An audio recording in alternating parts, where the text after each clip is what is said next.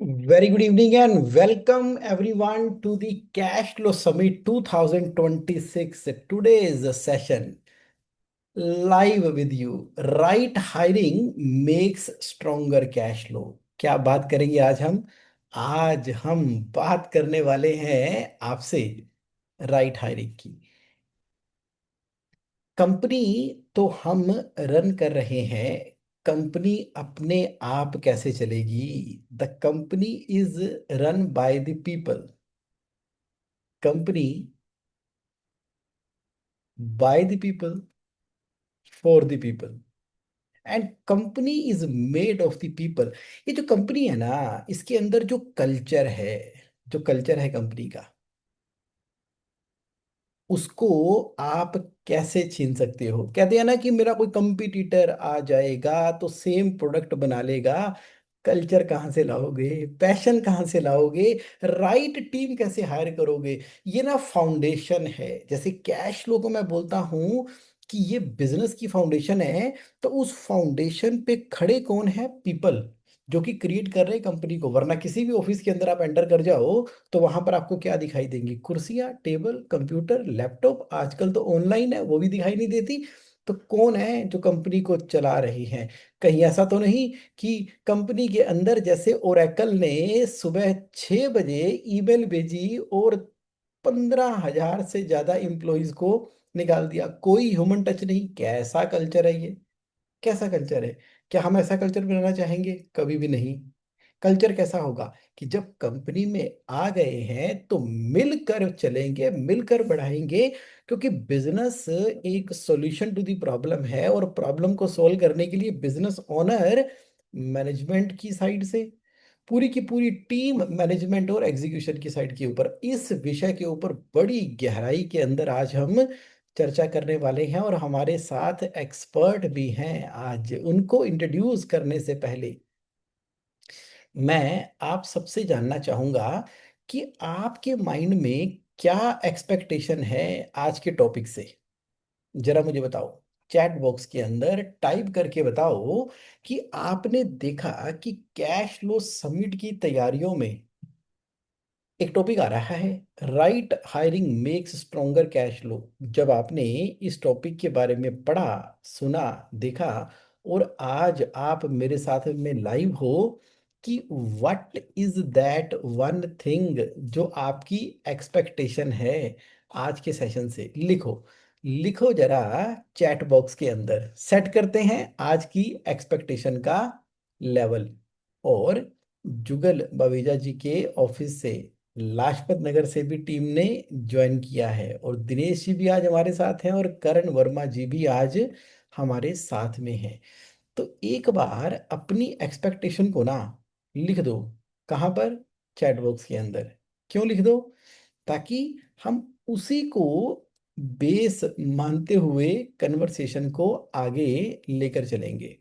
आज हमारे साथ अविनाश तिवारी जी भी हैं। अरे नमस्कार अविनाश जी, कैसे हैं आप?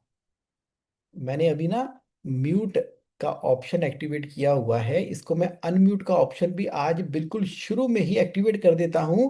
क्योंकि बात होनी है पीपल्स की, बात होनी है लोगों की, तो बात तो होगी आज। अब बात करते हैं अविनाश तिवारी जी, अब आप अनम्यूट कर सकते हैं। नमस्कार, कैसे हैं आप? एकदम first class sir. Good afternoon, कैसे हैं आप? एकदम बहुत बढ़िया सर। आज हमने HR, हाँ, राइट हायरिंग के यस। टॉपिक को छेड़ दिया है। तो यस। क्या उम्मीदें हैं आज के टॉपिक से? उम्मीद ये है कि कैसे राइट हायरिंग हमारे कैश फ्लो को इम्प्रूव कर सकती है, उसके बारे में जो भी आप हमें टिप्स और नॉलेजेस देंगे, प्लस उसमें हम एआई की हेल्प कैसे ले सकते हैं आज के समय में। Okay, right. तो किस तरह की समस्याएं आम तौर पे डील होती हैं, थोड़ा उस बारे में बताइए। जैसे कि हमने पीपल हायर कर लिया, इंटरव्यू ले लिया, तो दिक्कत यह आती है कि वो अगर परफॉर्म नहीं कर रहे हैं राइट। तो उनकी मेजरमेंट करना या उनको ट्रेन करना, उनको इम्प्रूव करना, कि जिससे हमारा काम हैपर ना करे, काम पे एडवर्स इफेक्ट ना पड़े और कंपनी ग्रो करे। मेन ऑब्जेक्टिव ये है कि सही पीपल हायर करें जिससे कंपनी ग्रो करे और ऑटो पायलट मोड पे चले। बिल्कुल ठीक है। Absolutely got got your point. हम इसको एकदम टेकन केयर करेंगे। Thank you for sharing. Thank you Karan sir. Verma ji कह रहे हैं कुछ ऐसी टिप्स और मेथड चाहिए जिससे कि ना हायरिंग करने के सिस्टम के बारे में पता लगे। बिल्कुल, हमारे एक्सपर्ट हमारे साथ में है इसके ऊपर, वो तो पक्का ही एक साइंटिफिक मेथड बताने वाले हैं। और एक्सपेक्टेशन है सागर मुखर्जी का very interesting topic, expectation of rational mapping of cash flow and HR. बिल्कुल ठीक है। तो इससे पहले कि हम आज के अपने टॉपिक को आगे बढ़ाएं, तो मैं आपसे कुछ शेयर करना चाहूंगा। जेएसए के अंदर हमने क्या किया। सबसे पहले तो जेएसए के अंदर हमने बना दिया एक ऑर्गेनाइजेशन चार्ट। कुछ इस तरह से दिखाई देता है ऑर्गेनाइजेशन चार्ट। मतलब, क्यों भाई जगमोहन, क्या काम है तुम्हारा कंपनी में एज ए मैनेजिंग डायरेक्टर? मेरा काम है इनोवेट करना, क्रिएट करना और एम्पावर करना। टीम होनी चाहिए, बिल्कुल होनी चाहिए। कोई तो हो जो फाइनेंस और अकाउंट्स को संभाले, सीएफओ। रिस्पॉन्सिबल है इंश्योर करने के लिए कि प्रॉफिटेबल और कैश रिच बिजनेस चले और on time every time compliances हो। पैसे आ जाएंगे। हाँ, कैसे? कलेक्शन डिपार्टमेंट से Davinder Kaur, commercial and collection manager. क्या काम है? रिस्पॉन्सिबल है इंश्योर करने के लिए कि कंसिस्टेंट एंड टाइमली इनफ्लो हो रहा है बिजनेस के अंदर कैश का, और क्लाइंट्स से फीडबैक ऑब्टेन किए जा रहे हैं, पॉजिटिव फीडबैक मिल रहे हैं। जब टीम मेंबर को पूरी तरह से अपनी डेजिग्नेशन और एक लाइन के अंदर रोल की क्लैरिटी होती है ना, तो उसके रिजल्ट ना उसी तरह से आने शुरू हो जाते हैं। तो अकाउंट्स और कलेक्शन से काम चल जाएगा। हाँ, फाउंडेशन है ना, पैसा आएगा तो पैसा कुछ भी चला देता है। लेकिन एडमिन कौन संभालेगा? एचआर कौन संभालेगा? Manager HR admin. तो क्या जिम्मेदारी है? रिस्पॉन्सिबल है इंश्योर करने के लिए कि एक पॉजिटिव वर्क इन्वायरमेंट बना हुआ है ऑफिस के अंदर, ताकि रिक्रूट किया जा रहा है राइट टैलेंट को। ना केवल रिक्रूट करना है बल्कि नर्चर करना है, बल्कि डेवलप करना है ह्यूमन रिसोर्स को। कैसे? By providing the right guidance solution to every aspect in the professional work that they are doing in the company. और साथ के साथ एज ए एडमिन वो रिस्पॉन्सिबल हैं इंश्योर करने के लिए एक shining office with latest infrastructure and technology and maintaining safety and security of the premises and data.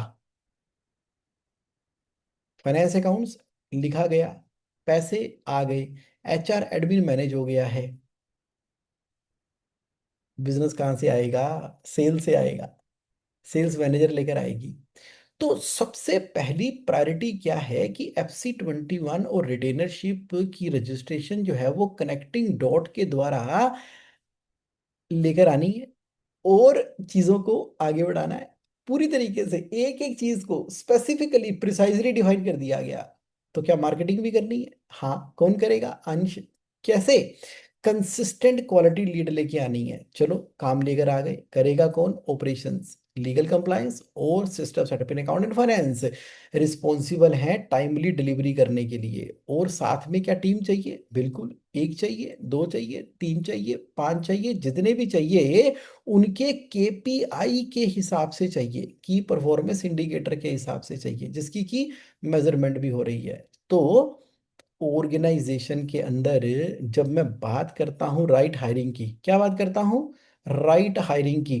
Right hiring के लिए मेरा सबसे पहला पॉइंट आपसे क्या रहा कि राइट हायरिंग के लिए क्या हमने पोजीशन क्रिएट कर ली है, जॉब डिस्क्रिप्शन क्रिएट कर ली है? वो करेंगे क्या? उसको नापा कैसे जाएगा? मापा कैसे जाएगा? किसी भी नए बंदे को हायर करके उसको बोल देना कि चल लग जा काम पे और बढ़िया करके दिखा। कैसे करेगा?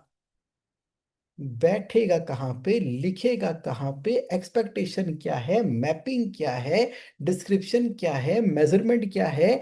आप में से कितने लोगों को लगता है कि राइट हायरिंग करने से पहले भी बहुत सारा फाउंडेशन वर्क करना इंपॉर्टेंट है? अगर आपको लगता है इंपॉर्टेंट है तो please type I for important. अगर आपको लगता है इंपॉर्टेंट है तो लिखो आई फॉर इम्पोर्टेंट। कोई क्वेश्चन आ रहा है तो लिखो Q for question, Q for question कह रहे हैं अंकित पटनी जी, क्या कह रहे हैं? हमें जो चैलेंज आता है टीम हायर करने में, उनके सॉल्यूशन मिल जाएंगे, ये एक्सपेक्टेशन है। बिल्कुल मिलेंगे। फॉर एग्जाम्पल, जैसे इनकम्पिटेंट लोग हायर होते हैं तो उन्हें हर काम बोल के ही कराना पड़ता है, अपने आप वो कुछ नहीं करते। अब बड़ी मजे की बात यहाँ पर यह है कि वही 18 साल का बच्चा हमारी कंपनी में कुछ ना करता, कुछ भी ना करता, लेकिन वो 18 साल का बच्चा जैसे ही मैकडोनल्ड के अंदर जाकर बर्गर पकड़ा रहा होता ना काउंटर पे जाके, वो इतना प्रोफेशनली ऑर्डर भी ले लेता है, पीछे से रिसीव भी कर लेता है और सामने दे भी देता है। उसकी अपनी लाइफ हेल है, पर्सनल लाइफ हो, लव लाइफ हो, सोशल लाइफ हो, दिक्कत है, लेकिन पता नहीं वो काम बड़े अच्छे तरीके से कर लेता है। और वही बंदा किसी और कंपनी में जाता है तो कमियां ही कमियां, जूनियर ट्रेनिंग निठल्ला निकम्मा उसको बोलते हैं। ऐसा क्या हो जाता है राइट हायरिंग के अंदर? तो क्या मैजिक है, क्या साइंस है, जैसा कि अंकित पटनी जी के क्वेश्चन के अंदर भी छुपा हुआ है। अब क्योंकि हमने महंगे महंगे एम्प्लॉय हायर कर लिए, ये सोचते हुए कि बहुत टैलेंटेड होंगे, तो कंपनी का कैश फ्लो धड़ाम। अगर राइट पीपल हायर नहीं किए तो कंपनी का कैश फ्लो वैसे ही खराब। और अगर हमने परचेज के ऊपर ऐसा पर्सन हायर कर लिया जो सारी की सारी इंपोर्ट करता है और एडवांस में परचेज करने पे बिलीव करता है और बल्क में परचेज करने में बिलीव करता है, तो कैश फ्लो जीरो। अगर सेल में हमने ऐसे लोग हायर कर लिए जो कहते हैं कि अभी तो माल बेचो, टारगेट पूरे करो, पैसे आ जाएंगे, क्रेडिट के ऊपर कोई बात नहीं चलती है, और वहीं पर रिलेशनशिप के अंदर अपने ही जान पहचान के जाति के डिस्ट्रीब्यूटर अपॉइंट करने शुरू कर दिए, उस सेल्स वाले में सेल तो चढ़ जाएगी लेकिन क्रेडिट के चक्कर में कैश फ्लो जीरो। मतलब क्या हुआ? मतलब ये हुआ कि ये वाला जो फंक्शन है ना, बहुत डीप जाकर देखोगे, उसकी स्टार्टिंग हायरिंग से भी पहले शुरू हो जाती है। हायरिंग से भी पहले शुरू हो जाती है। तो जो जो आपके माइंड में क्वेश्चन आ रहे हैं, तो आप में से कितने लोगों को लगता है कि हायरिंग से पहले हायरिंग का सिस्टम जरूरी है? अगर आपको भी लगता है कि ये जरूरी है तो लिखो यस। कोई क्वेश्चन आ रहा है तो लिखो क्वेश्चन। क्योंकि ना, आज जैसे जैसे जैसे जैसे जैसे जैसे आपका माइंड सेट क्लियर होता चला जा रहा है, वैसे वैसे चीजें होती चली जा रही हैं।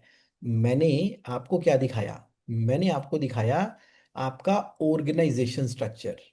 तो आपने कहा होना चाहिए। अब बिल्कुल सच्चे मन से, सच्चे दिल से, एकदम ऑथेंटिकली चैट बॉक्स में लिखो कि क्या आपका इस तरह से फोटो वाला ऑर्गेनाइजेशन स्ट्रक्चर बना हुआ है? अगर बना हुआ है तो लिखो यस, अगर नहीं बना हुआ तो लिखो नो। अगर बना है लेकिन वैसा नहीं बना जैसा आप चाह रहे थे, लिखो पी फॉर पार्टली। यस तो यस, नो तो नो, पी फॉर पार्टली तो पी फॉर पार्टली। जवाब आने शुरू हो गए हैं, रुझान आने शुरू हो गए हैं। लिखो लिखो, अरे सारे लिखो। जब आप लिखते हो ना, पार्टिसिपेट करते हो, है तो लिखो यस, नहीं है तो लिखो नो, पार्टली है तो लिखो पार्टली। लिखने से क्या होता है? ऑथेंटिसिटी आती है। जैसे ही हम किसी चीज का ब्रेक डाउन डिक्लेयर करते हैं, तभी तो ब्रेक थ्रू होता है, तभी तो ब्रेक थ्रू होता है। तो यहां पर अब हमें मालूम है कि जगमोहन, कैश फ्लो जरूरी है, कैश फ्लो के लिए पीपल जरूरी है, पीपल के लिए स्ट्रक्चर जरूरी है, स्ट्रक्चर के लिए एक्सपर्ट गाइडेंस जरूरी है। तो आज मैं आपके बीच में लेकर आया हूं इस फील्ड के एक्सपर्ट, जो 20 सालों से ज्यादा समय से एचआर, रिक्रूटमेंट, हायरिंग कर रहे हैं बहुत बड़े बड़े कॉरपोरेट्स के लिए। उन्होंने लाइफ के अंदर 1 to 1 ना जाने कितने इंटरव्यूज लिए हैं, हायरिंग करवाई है। उनको दोनों रोल मालूम है, मैनेजमेंट की क्या एक्सपेक्टेशन है, टीम की क्या एक्सपेक्टेशन है। जब जब जब वेरियस लेवल पे हायरिंग करनी होती है ना, तो फिर वहां पे कम्युनिकेशन को हैंडल करनी होती है। और वहां पर माइंडसेट होता है, क्या एम्प्लॉय की तरफ से माइंडसेट चल रहा है, उसके भी तो कुछ विचार होते होंगे ना। हम कहते हैं राइट हायरिंग नहीं हो रही है, सामने वाले के क्या विचार हैं वो भी हमें पता होने चाहिए। अच्छा, मैनेजमेंट के क्या विचार हैं, उन सब के लिए आज हमारे बीच में हैं हमारे अपने विनय मित्रा जी। विनय जी, आपका स्वागत है। बहुत बहुत शुक्रिया रिजवान भाई, thank you so much for inviting me and thank you so much for your kind words. आप हमेशा बहुत जेनरोसिटी के साथ एक्नॉलेज करते हो, तो आज मेरा भी टर्न है आपको एक्नॉलेज करने का। मैं आपको बहुत टाइम से जानता हूँ जगमोहन भाई, और जगमोहन की जो मुझे बहुत अच्छी बातें लगती हैं, बहुत कुछ मैंने जगमोहन से सीखा है। तो जगमोहन, मुझे याद है कि जब मैं जगमोहन से बहुत साल मिला था, करीबन 16 साल पहले। 16 साल तो पहले, यस। 16 साल पहले तो जगमोहन ने अपना सीए का एग्जाम बहुत यंग एज में आपने क्रैक किया था, वो कि एक अपने आप में काफी अचीवमेंट है। तब से अब तक आप पता नहीं कितनी किताबें लिख चुके हो। कई बार हम चार्टर्ड अकाउंटेंट से मिलने के लिए जाते हैं तो उनकी टेबल पर आपकी किताबें पड़ी होती है, और हम बड़े गर्व से कहते हैं कि आज उनकी किताबें पढ़ रहे हो, वो हमारे घनिष्ठ मित्र हैं। मुझे याद है कि आपको मैराथन का बहुत शौक था, और यस। पता नहीं अभी दौड़ते हो या नहीं दौड़ते। हाँ, तो अभी भी इतने दौड़ता अभी हूँ। भी दौड़ते हो, क्या बात है। तो इतनी सारी चीजों के लिए आप टाइम निकाल लेते हो। आपका ऑर्गेनाइजेशन स्ट्रक्चर मुझे बहुत अच्छा लगा। मुझे आपकी ये बात बहुत अच्छी लगी कि आप जो लव जो हैप्पीनेस के काम करते हो, सेवा भाव के साथ काम करते हो। तो काम को आप सेवा की तरह लेते हो, लव की तरह लेते हो, और उसमें जॉय क्रिएट करते हो, जो कि आपके चेहरे पर दिखाई देता है। आपका प्यार है। और एक और बात जो मुझे आपकी बहुत अच्छी लगती है, कनेक्टिंग द डॉट्स। ये जिस चीजों को कनेक्ट कर लेते हैं, न सिर्फ आप यूनिक काम कर रहे हो फाइनेंस के फील्ड में, आप स्मॉल और मीडियम साइज कंपनीज के financial structures, financial controls develop कर रहे हो, जो कि बहुत ही यूनिक काम है। और स्मॉल और मीडियम साइज कंपनीज को उसकी बहुत सख्त जरूरत भी होती है। और जब मैंने आपसे बात की और आपने किस तरह से कैश फ्लो को हायरिंग के साथ कनेक्ट किया, और आपने उस लिंक को पहचाना, तो ये बात को मैं मतलब एक्नॉलेज करना चाहता हूँ कि ये आप आपकी ये खूबसूरती है कि आप चीज़ों को एक्नॉलेज, आप चीज़ों को थैंक यू कनेक्ट सर। कर लेते एक्नॉलेज तो हम आपको करना चाहेंगे, क्योंकि जिस शिद्दत के साथ में आपने अपने आप को डेडिकेट किया और इस बहुत बड़ी प्रॉब्लम एमएसएमई को सॉल्व करने के लिए आप आगे बढ़कर आए। वरना इतना बढ़िया कॉरपोरेट में करियर चल रहा है, सजी सजाई जिंदगी, बढ़िया कॉरपोरेट, लश ग्रीन एनवायरनमेंट, वहां से फिर एमएसएमई के लिए आना, ये आपके ना सेवा भाव को, शिद्दत को करता है। तभी कहते हैं ना, लाइक माइंडेड जो जो फ्रीक्वेंसी है वो होती है, कनेक्ट करती है, तभी आपके साथ में ऐसा कनेक्शन बना है। आपके इस विजन के लिए बहुत बहुत बहुत शुभकामनाएं। थैंक यू जी। तो मैं एक प्रेजेंटेशन शेयर कर सकता हूँ ताकि मैं अपने थॉट्स को शेयर कर सकूँ, अगर आपकी यस, परमिशन हो तो। Please, yes yes thank yes. You.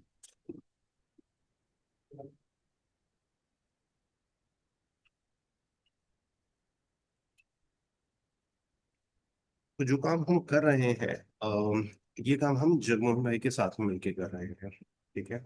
और इस काम को हम कहते हैं बिल्ड माई हायर। तो एक बात बताइए, और मैं रिक्वेस्ट करूंगा कि सभी लोग अगर इसमें एक्टिवली पार्टिसिपेट करें। जब हायरिंग की बात आती है, लोगों को रिक्रूट करने की बात आती है, टैलेंट एक्विजिशन की बात आती है, तो मन में क्या क्या ख्याल आते हैं? ईमानदारी से सच सच बताइए। स्क्रीन पे क्या लिखा है उसको छोड़ दीजिए। आपके मन में क्या ख्याल आता है? अगर आप बोल के बताएंगे तो अच्छा रहेगा, क्योंकि सब लोग फिर सुन पाएंगे।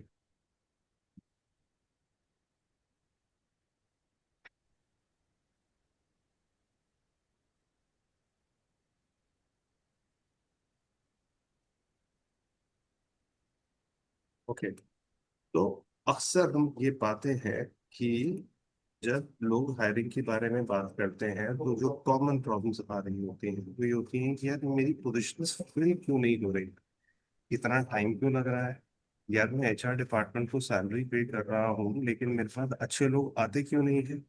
अगर मैं रिक्रूटमेंट कंसल्टेंट्स को काम देता हूँ तो वो लोग क्या काम कर रहे होते हैं।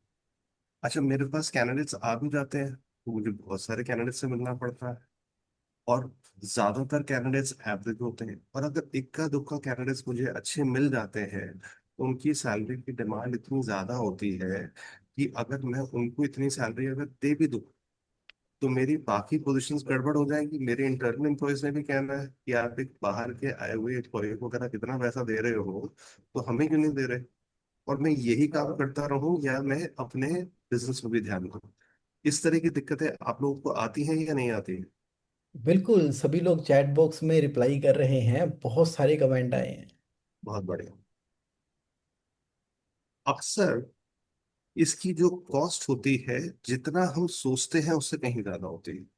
अगर अगर आपसे पूछूं कि रिक्रूटिंग की कॉस्ट कितनी होती है, तो आप में से ज्यादातर लोग कहेंगे कि शायद जो रिक्रूटिंग कंसल्टेंट को अगर हम पैसा पे करते हैं या अगर हम कोई जॉब को पोस्ट करते हैं तो उसकी जो कॉस्ट है वो मेरी कॉस्ट आती है।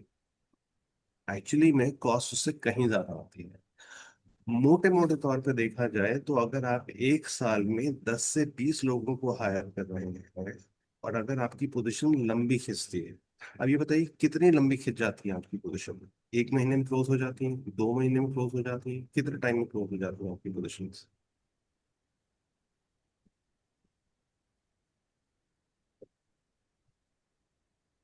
जगमोहन भाई, मैं कमेंट्स नहीं देख पा रहा हूँ, रिप्लाईज नहीं देख पा रहा हूँ। आप मुझे थोड़ी हेल्प कर देंगे क्या?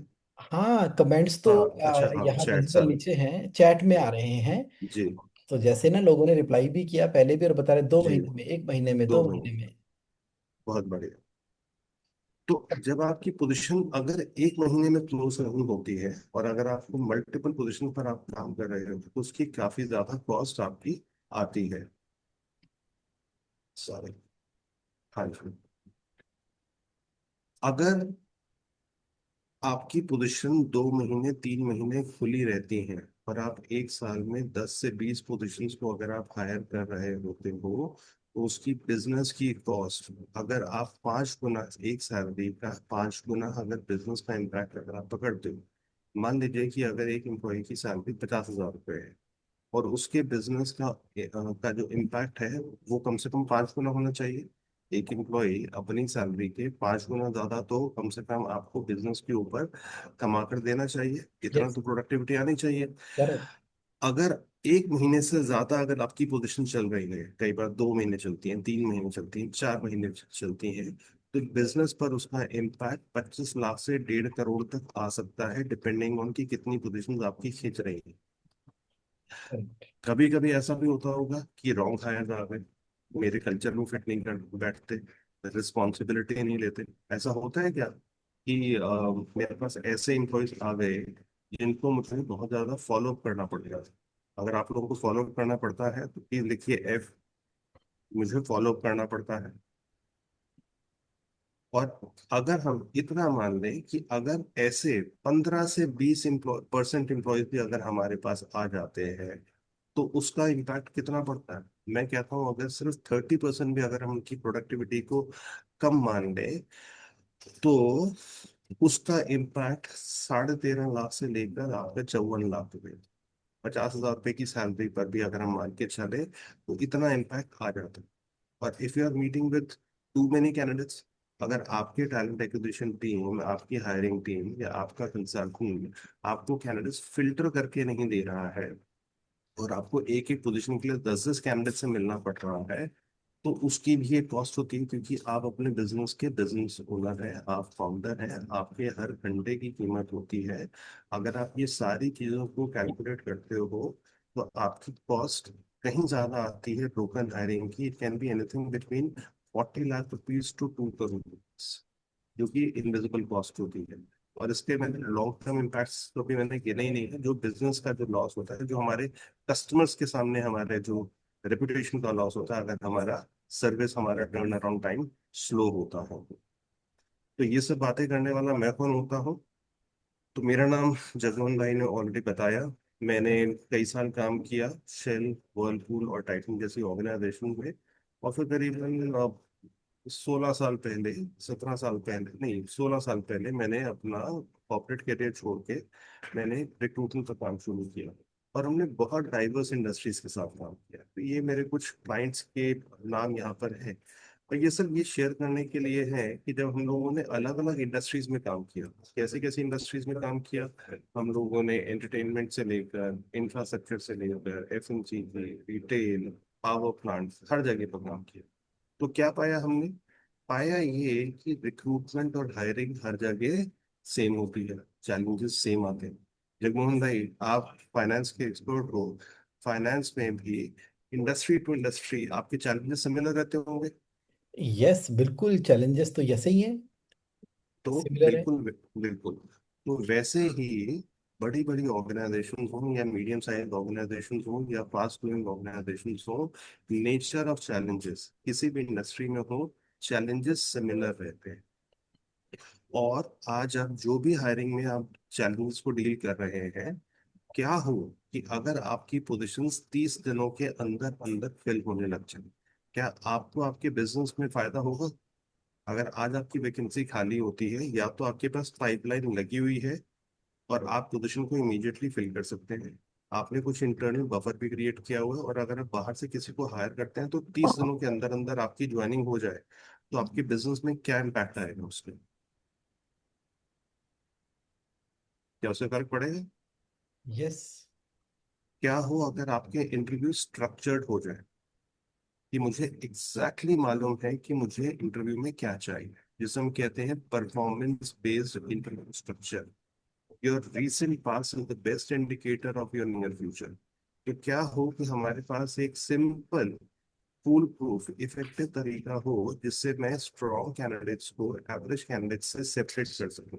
मैं ये पता कर सकूं कि ये कैंडिडेट जो बोल रहा है ये उसने वाकई किया है या नहीं किया, किस लेवल की परफॉर्मेंस डिलीवर की। क्या हो कि एक सिंपल टेक्नोलॉजी हम लोग डेवलप कर लें जिससे हम अच्छे, एवरेज और पुअर कैंडिडेट्स को अच्छी तरह से हम सेग्रीगेट कर सकें थोड़े से टाइम। क्या हो कि अगर हम कल्चरल फिट इंप्रूव करके अपने एट्रिशन को कम कर सकें, और आपको 15 इंटरव्यूज में नहीं बैठना हो, आपको सिर्फ 3 इंटरव्यूज कंडक्ट करने हो एक पोजीशन के लिए, बाकी का काम आपकी टीम करेगी। अगर ये सब होता है तो क्या आप अपने बिजनेस पर ज्यादा फोकस कर पाएंगे? यस। तो अक्सर ऐसा लोग मानते हैं कि हमको अच्छे एम्प्लॉयज नहीं मिल रहे, और अच्छे एम्प्लॉयज कहते हैं कि हमें अच्छे एम्प्लॉयर्स नहीं मिल रहे। दोनों के बीच में कनेक्शन का गैप होता है। तो मार्केट में अच्छे लोग बहुत सारे भरे हुए, कमी नहीं है लोगों की। जिस वजह से हम लोग हायरिंग में स्ट्रगल करते हैं, वो इसलिए नहीं कि लोगों की कमी नहीं है। दिक्कत ये आती है कि स्मॉल, मीडियम, माइक्रो लेवल की ऑर्गेनाइजेशंस अपने एम्प्लॉयर ब्रांडिंग के ऊपर फोकस नहीं कर रही। क्या ये मुश्किल काम है? नहीं, ये बहुत आसान काम है। सिंपल, इजी स्टेप से आप अपने निश में, अपने ऑडियंस में अपना एक एम्प्लॉयर ब्रांड को डेवलप कर सकते हैं। आई एम श्योर कि आप सब लोगों ने अपने अपने प्रोडक्ट को लेकर, अपनी सर्विस को लेकर अपने ब्रांड में इन्वेस्ट किया है। लेकिन हम बात कर रहे हैं एम्प्लॉयर ब्रांडिंग की, कि एज एन एम्प्लॉयर आप बाकी कंपनी से किस तरह से अलग है। सिंपल लेकिन इफेक्टिव तरीके से हम उसको कर सकते हैं। दूसरी चीज जिसकी कमी रहती है, जिसको हम ठीक करने की कोशिश करते हैं एमएसएमई सेक्टर में, जैसे जगमोहन भाई ने कहा, वो है टैलेंट एक्विजिशन की कैपेबिलिटी। अक्सर हम ये देखते हैं कि अगर हायरिंग का काम हम किसी को भी पकड़ा देते हैं, कभी हम रिसेप्शनिस्ट को पकड़ा देते हैं, कभी हम एग्जीक्यूटिव असिस्टेंट को पकड़ा देते हैं, कभी हम किसी एडमिन के स्टाफ को पकड़ा देते हैं, जो कि उसके लिए इक्विप्ड, ट्रेंड नहीं होते हैं। गलती उनकी नहीं है, इस जस्ट दैट कि उनके पास उस तरह की ट्रेनिंग नहीं है कि हमें कैंडिडेट्स को कैसे सोर्स करना है, कैसे एनरोल करना है, कैसे स्क्रीन करना है। तो इस चीज को हम ठीक करते हैं, और एक क्लियर हायरिंग स्ट्रैटेजी बनाते हैं हम आपके लिए, कि किस तरह से हम अपनी हायरिंग स्ट्रैटेजी को इस तरह से बनाएं कि कम से कम रिक्रूटमेंट की वजह से कभी आपका बिजनेस स्लो नहीं होना चाहिए। स्ट्रक्चर्ड प्रोसेसेस बना के देते हैं, और एक डिफाइंड इवैल्यूएशन सिस्टम हम लोग बना कर देते हैं।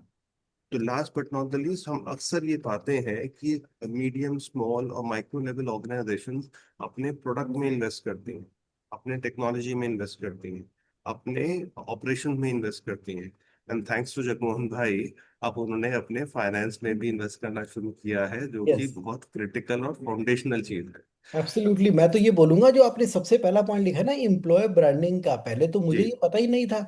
हमने कभी अपनी वेबसाइट के अंदर पेज लगाया ही नहीं कि भाई हम हायर भी करते हैं और कभी लिंक्डइन के ऊपर बस हमेशा ही था कस्टमर कस्टमर कस्टमर कस्टमर, सारी ब्रांडिंग, सारा प्रोडक्ट कस्टमर कस्टमर। अरे भाई, if we take care of our employ the employ will take care of the customer. तो एम्प्लॉयर ब्रांडिंग नाम की भी चीज होती है, लोग हमें भी तो सर्च कर रहे हैं ना। तो कभी उसके ऊपर देखा ही नहीं था। जब आपने इस वाले पॉइंट को आइडेंटिफाई किया, मैंने कहा सही बात है, जब हमने पाइपलाइन ही नहीं डाली तो अपने आप पानी थोड़ी आ जाएगा उसके अंदर से। सही।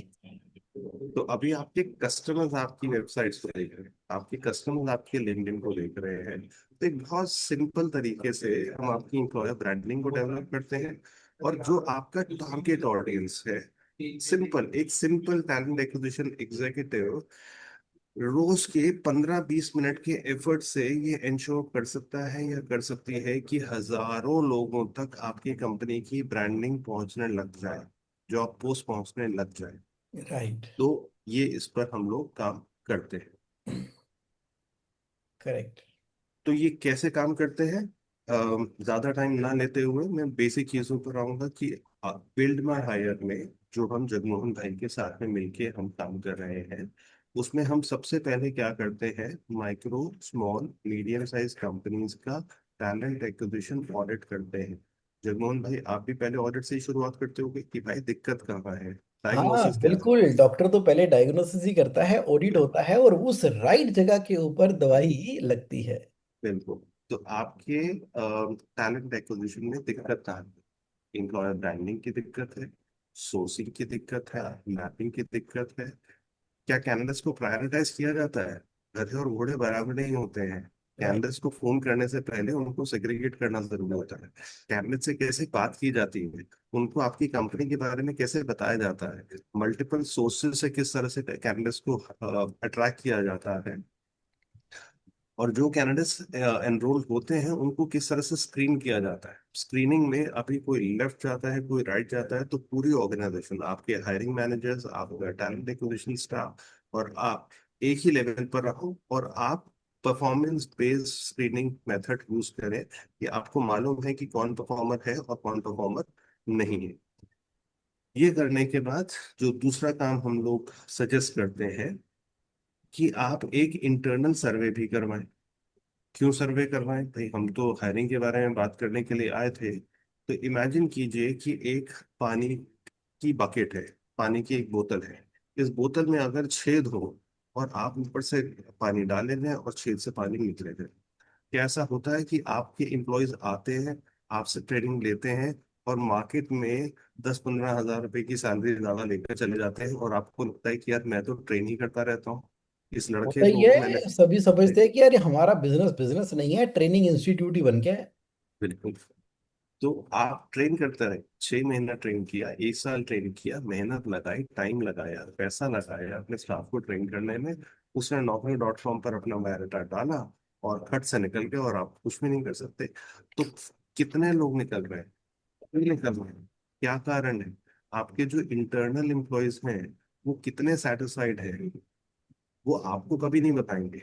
लेकिन अगर एक एनोनिमस सर्वे होता है, तो वो चुप, एक एक तरह का वोटिंग होता है, जहां पर हम उनसे क्वेश्चन से एनोनिमस तरीके से, यानी कि बिना उनका नाम पकड़े, हम उनसे फीडबैक लेते हैं। और उसमें बड़े अजब गजब चीजें निकल के आती हैं, रियल रीजंस निकल के आते हैं जो आपको और हमको नहीं पता होते हैं, लेकिन अंडर करंट्स क्या चल रहे हैं। जब आप उन एरियाज को पकड़ के उसके ऊपर काम करते हैं, तो आप अपने एम्प्लॉयज को भी होल्ड करके रख सकते हैं, ताकि आपकी कंपनी ट्रेनिंग ग्राउंड ना बन जाए कि लोग आते रहें जाते रहें। जब तक आप उस चीज को नहीं पकड़ोगे तब तक ट्रेनिंग आइसोलेशन में काम नहीं करेगी। और जगमोहन भाई, मैं आपको एक्नॉलेज करना चाहूंगा, आपने स्टार्टिंग में बहुत जरूरी बातें बोली। आपने ऑर्गेनाइजेशन स्ट्रक्चर के बारे में बात की, आपने एनवायरनमेंट के बारे में बात की, आपने कहा कि एक लड़का मैकडोनल्ड में जाके काम कर लेता है, स्ट्रेस में होता है, 12 घंटे की ड्यूटी करेगा, लेकिन बढ़िया तरीके से काम करेगा चाहे कितना भी दिक्कत क्यों ना हो। तो वो सराउंडिंग एनवायरनमेंट को आप जब तक क्रिएट नहीं करेंगे तब तक हायरिंग आइसोलेशन में काम नहीं करेगी। तो इस सर्वे से, इस ऑडिट से आपको पिन पॉइंटेडली मालूम होगा कि मेरे को क्या करने की जरूरत है, ताकि मैं अपने हायरिंग को इम्प्रूव कर सकूं, और अपने एम्प्लॉयज को मैं किस तरह से रिटेन कर सकता हूँ, छोटे छोटे कदम उठाकर। ऐसा नहीं कि मेरे को सैलरीज बढ़ानी है, लेकिन छोटे छोटे कदम उठाकर मैं किस तरह से एक बेहतर एनवायरनमेंट बना सकूं। इसके बाद अगर जरूरत होती है तो हम हेल्प करते हैं आपको एक सही टैलेंट एक्विजिशन स्टाफ हायर करने में, अगर वो आपकी ऑर्गेनाइजेशन में वो कैपेबिलिटी नहीं है। और फिर एक इंटेंसिव स्ट्रक्चर ट्रेनिंग रहती है इन टीए स्टाफ की, जो 8 हफ्ते चलती है। एक हफ्ते में 5 दिन, यानी कि 40 क्लासेस होती हैं, ग्रुप क्लासेस होती हैं, और उसके बाद उनको 1-to-1 बेसिस पर सपोर्ट किया जाता है ताकि वो आपकी इंडिविजुअल रिक्वायरमेंट्स के ऊपर काम कर सकें। उनको स्ट्रक्चर्स फ्रेमवर्क्स दिए जाते हैं जिसके ऊपर उनकी इंटेंसिव ट्रेनिंग होती है। न सिर्फ आपके टीए स्टाफ की, टीए स्टाफ मतलब talent acquisition staff, hiring staff, न सिर्फ उनकी ट्रेनिंग होती है, बल्कि आपके हायरिंग मैनेजर्स की भी एक वर्कशॉप होती है। अगर आपकी कंपनी में डिपार्टमेंटल हेड्स हैं, फाइनेंस में, मार्केटिंग में, सेल्स मैनेजर्स हैं, अगर एक लेवल की सुपरवाइजरी टीम बनी हुई है, तो फंक्शनल इंटरव्यू दोनों नहीं लेने। भाई फाइनेंस में, सेल्स में, सेल्स मैनेजर बताएगा कि ये लड़का मेरे लिए टारगेट अचीव कर सकता है, नहीं कर सकता, तो उनकी भी वर्कशॉप होती है ताकि पूरी ऑर्गेनाइजेशन एक लेवल पर आ सके।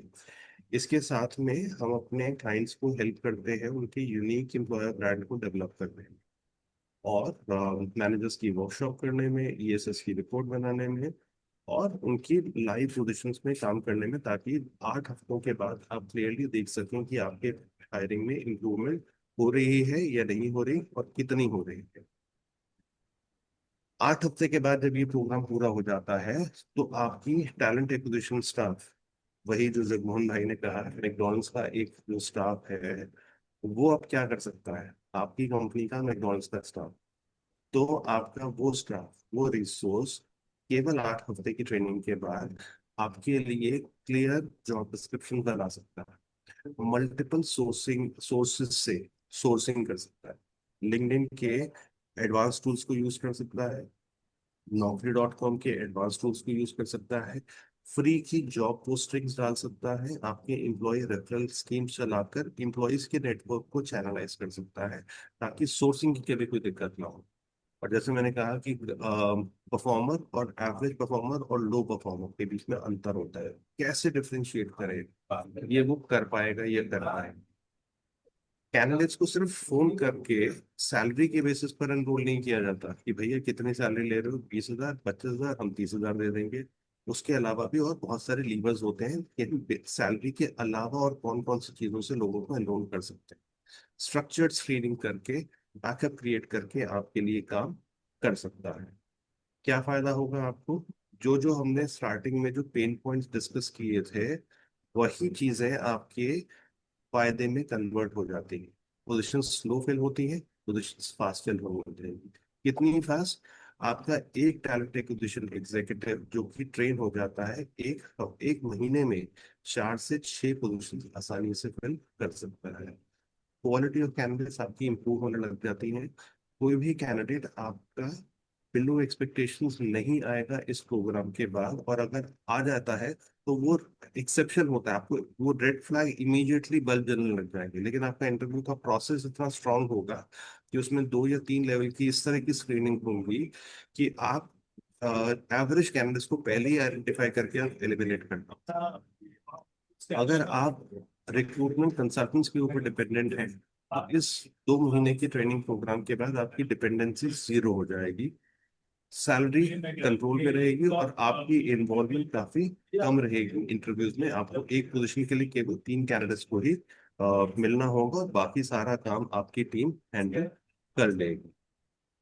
तो ये प्रोग्राम हम लोग करते हैं। जगमोहन भाई, आप कुछ ऐड करना चाहोगे? मैं इसमें ये बताना चाहूंगा कि जो आपने डिस्कशन में बताया, उस सब चीजों का सार ये निकल कर आया कि सिस्टम, स्ट्रक्चर और प्रोसेसेस, यानी कि राइट टैलेंट मेरे पास आए तो राइट टैलेंट को बुलाने का तरीका पहले इंप्लीमेंट करना है अपनी कंपनी के अंदर।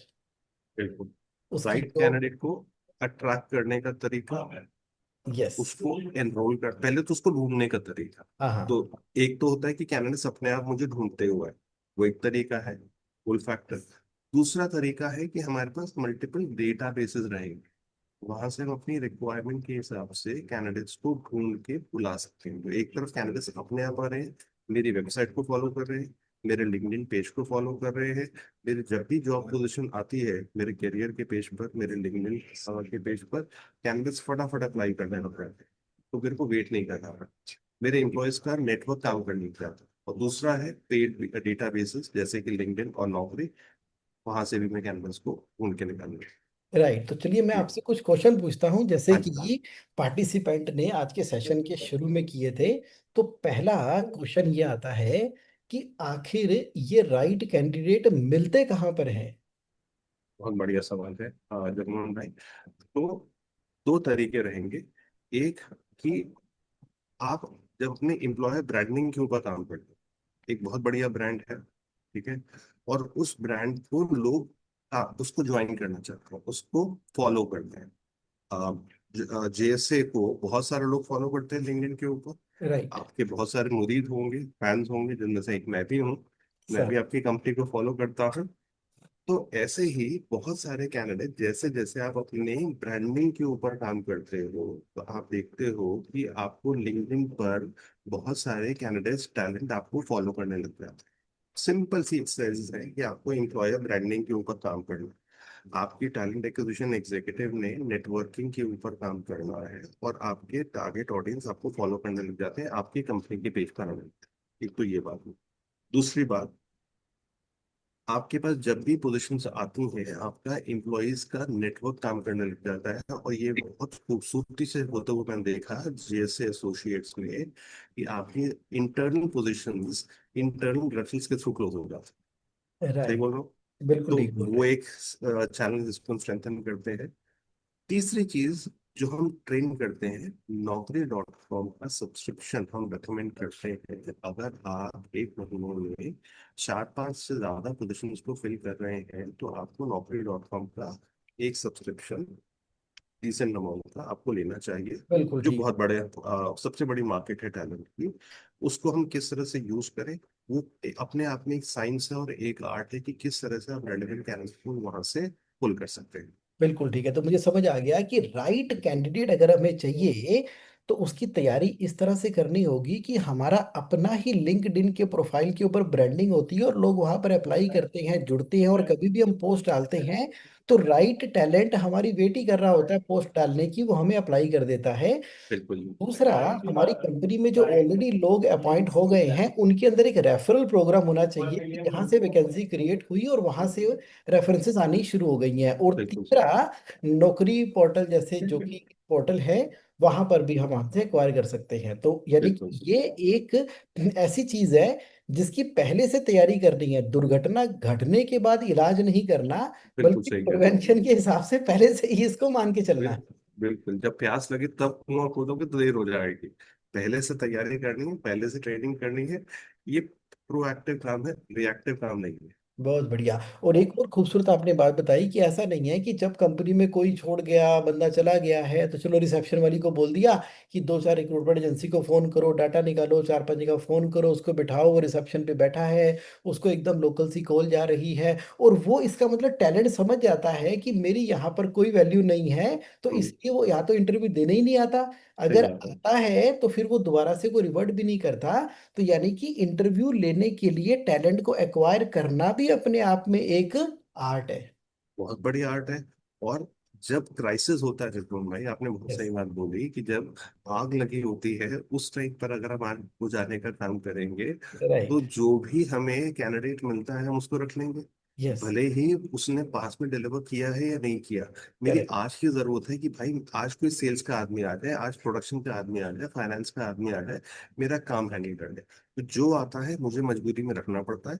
उसकी परफॉर्मेंस भले ही एवरेज हो, और मुझे सैलरी पर भी ब्लैकमेल होना पड़ता है कि भाई अभी मैं मरता क्या ना करता, दूसरा लड़का चला गया, इसको थोड़े से पैसे एक्स्ट्रा देकर रखना पड़ता चलिए, इस बारे में आपका क्या कहना है कि एम्प्लॉय मेरे पास एक दो फालतू ही एक्स्ट्रा ही सरप्लस होने चाहिए या पूरे पूरे ही टीम मेंबर रखने चाहिए। है। बहुत अच्छा सवाल पूछा जगमोहन भाई। और यहाँ पर जब हम लोग एक वर्कशॉप करते हैं, तो हम लोग एक 9 बॉक्स ग्रिड के बारे में बात करते हैं कि आप अपने एम्प्लॉयज को परफॉर्मेंस और पोटेंशियल में आप मेजर कर सकें कि कौन किस लेवल की परफॉर्मेंस दे रहा है और किस में क्या पोटेंशियल है। और ये मैपिंग करने के बाद हम कहते हैं कि आपको आपकी गाड़ी में एक स्टेपनी होती है, हम्म। चार पहिए होते हैं, एक स्टेपनी होती है, तो हम स्टेपनी रेकमेंड करते हैं। और वो स्टेपनी होती है आपके इंटर्न्स, जो कि मुझे हाँ। मालूम है कि जेएसए में आप बहुत अच्छे तरीके से रखते हैं। राइट। तो इंटर्न्स आपको रखने हैं, वो महंगे भी नहीं आते, सस्ते आते हैं।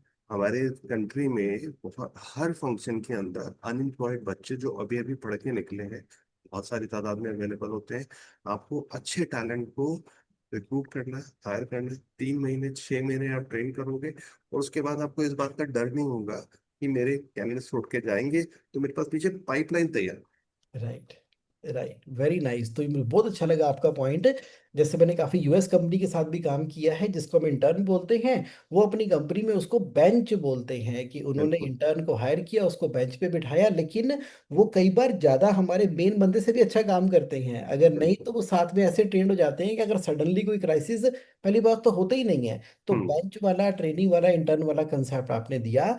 अब मेरा क्वेश्चन आपसे ये है कि टिकते क्यों नहीं है एम्प्लॉय, टिकते क्यों नहीं है? ऐसे कौन से बड़े एक दो कारण है जिसकी वजह से वो हमारी टर्न बढ़ जाती है बिजनेस एमएसएमई की, क्यों नहीं रुकते?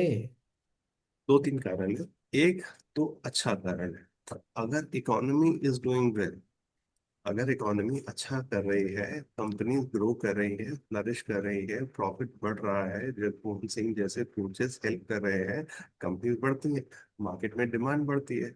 डिमांड बढ़ती है, सप्लाई अगर लिमिटेड है, तो लोग एक जगह से दूसरी जगह पर जाते हैं, सैलरीज बढ़ने लग जाती हैं। तो मैक्रो लेवल पर तो ये अच्छी बात है कि अगर लोग जॉब चेंज कर रहे हैं। रिसेशन में लोग जॉब चेंज नहीं करते, रिसेशन में नौकरी जाने का खतरा होता है और नौकरियां जा भी रही होती। तो राइट। मैक्रो लेवल पर तो आप मुझसे बेहतर समझते हो कि जॉब्स अगर बढ़ रही हैं मार्केट में और आ रही हैं, लोग कम है, तो it's a good thing. But that said, एक पर्टिकुलर ऑर्गेनाइजेशन में एट्रिशन कभी कभी हाई होता है और कभी कभी बहुत कम होता है। तो आपने बिल्कुल सही पॉइंट उठाया। तो हम कहते हैं कि ब्रॉडली 6 कारण होते हैं, हाँ। सॉरी 7 कारण होते हैं जिसकी वजह से लोग नौकरियां छोड़ते हैं या दूसरे को पे जॉब ज्वाइन करते हैं। एक तो पुश फैक्टर होता है, एक पुल फैक्टर होता है कि मेरी कंपनी में अगर टॉक्सिक कल्चर है तो मैं छोड़ के जाऊंगा, मतलब मैं राइट। नौकरी ढूंढ रहा हूँ, नौकरी.com पे मेरा बायोडाटा धक्के खा रहा है, मुझे करेक्ट। कहीं 2 पैसे एक्स्ट्रा मिल जाएंगे, मैं चला जाऊँ। तो राइट। कौन से 7 फैक्टर्स होते हैं जिस पर ध्यान रखना चाहिए, जिसे हम कहते हैं 6CI फ्रेमवर्क कहते हैं। Okay. I stand for industry. हाँ। तो जो इंडस्ट्री स्ट्रगल कर रही है, जिस इंडस्ट्री में टेक्नोलॉजी की मार पड़ रही है, हाँ। हाँ। उससे लोग बाहर निकलना चाहेंगे क्योंकि करेक्ट। धंधा कम हो रहा है। ठीक जो है। इंडस्ट्री बढ़ रही है उस इंडस्ट्री में जाएंगे। फेयर। जैसे आजकल एआई का जमाना है। फेयर। कुछ टाइम, कई साल पहले रिटेल खुला था, तो करेक्ट। रिटेल में बहुत सारी कंपनी आई, इंश्योरेंस खुला, बाहर से बहुत सारी कंपनी आई, टेलीकॉम आया, बहुत सारी कंपनी आई, ई करेक्ट। कॉमर्स आया। तो इंडस्ट्री, लोग चढ़ती हुई इंडस्ट्री में चढ़ना चाहते हैं पहली बार। That's not the only thing. दूसरी चीज होती है कंपनी, सी। सो 6CI, 6 सी है और एक आई है। दूसरा सी आता है कंपनी का। कंपनी में दो चीजें होती हैं जगमोहन भाई, एक कंपनी का साइज। तो ओके। अक्सर कैंडिडेट्स कोशिश करते हैं कि वो बड़ी कंपनी में जाए, हाँ। हाँ। राइट। छोटी कंपनी से बड़ी कंपनी में जाए, लेकिन राइट। हम तो काम कर रहे हैं एमएसएमई के साथ, ठीक है, जो कि तेजी से बढ़ रही है आपकी गाइडेंस में। तो साइज तो बढ़ते बढ़ते कुछ सालों में बढ़ेगा। दूसरी चीज होती है उनका स्टेचर। राइट। कई कई ऐसे कंपनी होती है, पैसा तो आ जाता है लेकिन वो स्ट्रेचर वैसा नहीं है। तो राइट। मार्केट में आपकी कितनी रेपुटेशन है, यहाँ पर आपका एम्प्लॉयर ब्रांडिंग काम आता है कि करेक्ट। आप बाकी लोगों से कैसे अलग। राइट। दूसरी चीज आती है करियर। करियर का मतलब बड़ी रिस्पॉन्सिबिलिटीज। तो करेक्ट। आज अगर मैं एक्स लेवल पे काम कर रहा हूँ, मुझे अपनी जिम्मेवारी बढ़ाने का कहीं मौका मिल रहा है, तो राइट। मैं वहां पर जाऊंगा। करेक्ट। पैसा तीसरे नंबर, इंडस्ट्री, कंपनी, करियर और फिर पैसा। राइट। अक्सर अच्छे लोग कैरियर के लिए जाएंगे, कंपनी राइट। के लिए जाएंगे, सही इंडस्ट्री के लिए जाएंगे। गॉट तो इट। अगर आप अपने एम्प्लॉयज को अच्छा कैरियर दे सकते हैं, तो वो रुक के काम करेंगे। राइट। चौथी चीज आती है पैसा, कि अगर आप मार्केट के साथ में अगर आप सैलरी बढ़ा रहे हैं, राइट। और मैं ये नहीं कह रहा कि अनाप शनाप सैलरी, रीजनेबल सैलरी। राइट। अब वो आप हमसे ज्यादा बेहतर समझते हैं कि इंडिया का इन्फ्लेशन इस समय कितना चल रहा है। इन्फ्लेशन से थोड़ा सा ज्यादा अगर आप, और वो टेक्निकल बात हो जाएगी, डिटेल में मैं अभी नहीं जाऊंगा। करेक्ट। लेकिन पैसा एक और चीज है जो कि रीजनेबली अगर आप बढ़ाएं, परफॉर्मर और नॉन परफॉर्मर के बीच में डिफ्रेंशिएट करें। उसके बाद आता है आपका कल्चर। राइट। कल्चर, जैसे आपने कहा कि कल्चर कैसे कॉपी करोगे, राइट। राइट? तो अगर आपका अच्छा कल्चर है जो इम्प्लॉय सेटिस्फैक्शन सर्वे में निकल के आता है, क्या राइट। मैं रिस्पेक्ट से, प्यार से मैं अपने इम्प्लॉयज के साथ बात कर रहा हूँ, और ये सब कैसे मालूम चलेगा? इम्प्लॉय सेटिस्फैक्शन सर्वे में मालूम चलेगा। राइट। ठीक है। अगर आप इम्प्लॉयज को अच्छे से रिस्पेक्टफुली ट्रीट कर रहे हैं, वर्किंग कंडीशन साफ सुथरी आप प्रोवाइड कर रहे हैं, इम्प्लॉय रुक के काम कर। राइट। चौथा सी आता है, सॉरी, छठा सी आता है कन्वीनियंस का। यस। अब आपने, आपसे तो मतलब मुझको सीखना है एचआर में बहुत कुछ। आप आपका ऑफिस है जनकपुरी में, और आपके ज्यादातर एम्प्लॉयज रहते हैं आसपास के एरिया, तो करेक्ट। उनके लिए बड़ा कन्वीनियंट हो जाता है। और जनकपुरी में डबल एडवांटेज है, दो मेट्रो लाइन जाती है, तो आधे घंटे में आप काफी बड़ा एरिया कवर कर सकते हो। तो कन्वीनियंस, तो अगर मैं, मेरे लिए कन्वीनियंट है, मेरे घर के पास में है, मेरे को बहुत देर तक काम नहीं करना पड़ रहा, लोग जुड़ के काम कर।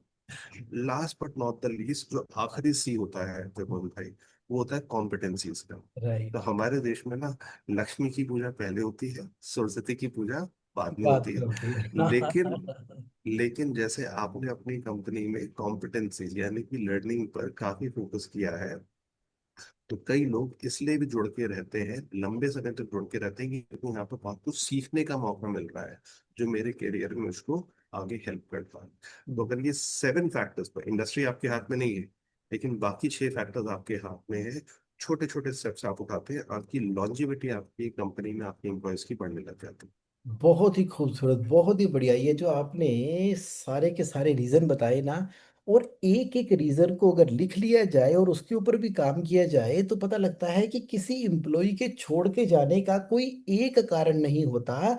देर आर नंबर ऑफ रीजंस। और अगर हमने अपनी तरफ से कल्चर के ऊपर पूरा काम किया हुआ है, कंपिटेंसी के ऊपर पूरा का पूरा काम किया हुआ है, तो यानी कि वो इम्प्लॉय छोड़कर क्यों जाएगा? जो कॉम्पनसेशन भी है, अगर इन्फ्लेशन रेट 6% का है, तो हमारा 6 से 10% का इंक्रीमेंट होता है।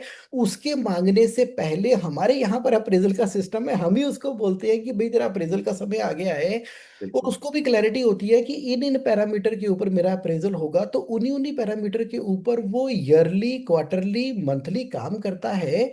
तो उसको एक डायरेक्शन नजर आती है, और उसको जो अपना सिस्टम नजर आता है। मुझे लगता है कि आपसे बातें इसी तरीके से चलती रहे, इतना कुछ सीखने को मिल रहा है आपके 25 से ज्यादा साल के एक्सपीरियंस से विनय जी। लेकिन हर एक खूबसूरत चीज का एक अंत होता है, तो समय परमिट नहीं करता। लेकिन बिल्कुल। लेकिन लेकिन लेकिन लेकिन ये तो सिर्फ हमने आपको एक ट्रेलर दिखाया है। विनय मित्रा जी पर्सनली रहेंगे, पूरा दिन रहेंगे कैश फ्लो समिट 2026 के अंदर, 11 अप्रैल 2026 के अंदर। आराम से इनके साथ बैठना है, समझना है ग्लोबल समिट के अंदर, जहां पर पैन इंडिया से हजारों लोग आ रहे हैं। और इस तरह से हम स्टेडियम इन्वायरमेंट में रहेंगे, जब आपका ग्रैंड वेलकम होगा, तो यहाँ आपको एक नंबर स्टॉल के अंदर हमारे अपने प्रिय मित्र विनय मित्रा जी आपको मिलेंगे। देखो नाम में भी इनके मित्रा है, तो जैसे ही मित्र बनते हैं और मित्रता तो नेक्स्ट लेवल पे जाती है। तो एक नंबर स्टॉल के ऊपर ये रहेंगे, और वहां पर जितने भी आपके सवाल हैं, तो वहां पर आप प्रैक्टिकल डेमोन्स्ट्रेशन देखो, बातचीत करो, समझो। तो ऐसा एक शानदार इन्वायरमेंट कैश फ्लो समिट के अंदर हम आपके लिए क्रिएट करके लेकर आ रहे हैं। पैनल डिस्कशन होगी, बातचीत होगी, आपस में नेटवर्किंग होगी, कुछ आर्टिफिशियल इंटेलिजेंस का इस्तेमाल कैसे करना है, किस तरह से बोटल नेक के गुबारों को ब्रेक कर देना है, और अपने लक्ष्य को किस तरह से हासिल कर लेना है, और अपनी किस्मत को भी आजमा कर इनाम जीत लेना है, और कंट्रोल कर लेना है पूरे के पूरे कैश फ्लो को इस भव्य समारोह के अंदर। तो आप सभी का स्वागत है ताल कटोरा स्टेडियम में। ऐसा नहीं है पहली बार कर रहे हैं, 2024 में पुलमैन एरोसिटी के अंदर कमाल हुआ, और 2025 के अंदर यशोभूमि द्वारका के अंदर धमाल हुआ, और अब आवाज पहुंची है हिस्टोरिक 2026 को हासिल करने के लिए। तो अगर आपने अभी तक रजिस्टर नहीं करवाया, तो इंतजार किस बात का? इंतजार किस बात का? ये है ना क्यूआर कोड आपके सामने। तो just scan the QR code और सिर्फ 999 रुपीज आपने देने हैं और आप आ जाएंगे इस सेशन के अंदर। आ जाओ। मैं आपको ना इसका लिंक भी नीचे दे देता हूँ चैट बॉक्स के अंदर। तो जिन लोगों ने ऑलरेडी रजिस्टर कर लिया है उनका बहुत बहुत बहुत स्वागत है, और जिन्होंने अभी तक रजिस्टर नहीं किया तो देर किस बात की। जैसे ही आप इस लिंक के ऊपर क्लिक करते हैं तो कुछ स्क्रीन ऐसे नजर आ जाएगी। अपनी कंपनी का नाम जरूर लिख देना, जीएसटी नंबर डालो ना डालो, कंपनी का नाम जरूर लिख देना, सो दैट कि कुछ सरप्राइज बोनस है। आपने मात्र एक टिकट लेनी है, उसके बाद मेरी कंपनी से आपको फोन आएगा। तो जो लोग रजिस्टर कर चुके हैं वो लिखें यस रजिस्टर्ड, और जो लोग अभी रजिस्टर कर रहे हैं तो वो डन डन डन टाइप करते रहे। और तब तक मैं आपके कुछ और क्वेश्चंस को ले लेता हूं। तो बताइए क्या सवाल आ रहा है आपके मन के अंदर, और मुझे बताइए कैसा लगा आपको आज का सेशन। तो आप अनम्यूट कर सकते हैं। आप मेरे साथ बने हुए हैं 4 बजे से, और अब आप शेयर मुझसे कर सकते हैं कि आज का सेशन आपको कैसा लगा, ताकि मैं इस तरह से और वैल्यूएबल सेशन लाता रहूं। आज हमारे साथ अशमीत सिंह सैनी जी भी हैं, जो एक लंबे सफर पर है, ड्राइव कर रहे हैं और पहुंच रहे हैं अपनी दूर सुदूर फैक्ट्री तक। लेकिन उन्होंने इस सेशन को लगातार सुन रहे हैं और गाड़ी चला रहे हैं। आप कैमरा ऑन मत कीजिएगा अशमीत सिंह सैनी जी। लेकिन बताइए कि आज के सेशन में सबसे अच्छा क्या लगा, अगर आप तक मेरी आवाज पहुंच पा रही है तो। Over to Ashmeet Singh Saini ji. Yes, Jagmohan ji. Can you hear me? Yes. So, first of all, thank you so much for being Jagmohan Singh. Thank you. I've always said one thing कि आपकी जो ह्यूमिलिटी है एंड जो आपका vision है to help outstanding है. आपका patience outstanding है. ये मेरा पर्सनल फीडबैक है. Thank you. आपका जो पेशेंस लेवल है that is beyond the limits. मैंने कभी किसी कोच को, कभी किसी कंसल्टेंट को, कभी किसी को भी इतनी पेशेंस के साथ नहीं देखा है. Thank you so sir. My appreciations to you. Thank you. Today's session was truly an eye opener kind of, because जो एक स्ट्रक्चर्ड वे में बताया मित्रा जी ने कि हायरिंग की जो प्रोसेस है वो हायरिंग से पहले शुरू हो जाती है. So that was something very informative. We need to have that structure in place. उसके behalf पे हम हमारी जो रिसर्च होती है, जो लीड्स की रहती है, आई मीन कैंडिडेट्स की, और उसके बाद उनकी जो उनको एक्वायर करने का पूरा सेटअप है, उसके बाद उनका जो पूरा स्क्रीनिंग है, पूरी प्रोसेस है, रिटेंशन है. मुझे ऐसा लग रहा था कि अब इतना सब कुछ इसके अंदर भी है तो ये होगा कैसे. बट ऑल दो इट इज वेरी ब्यूटिफुल.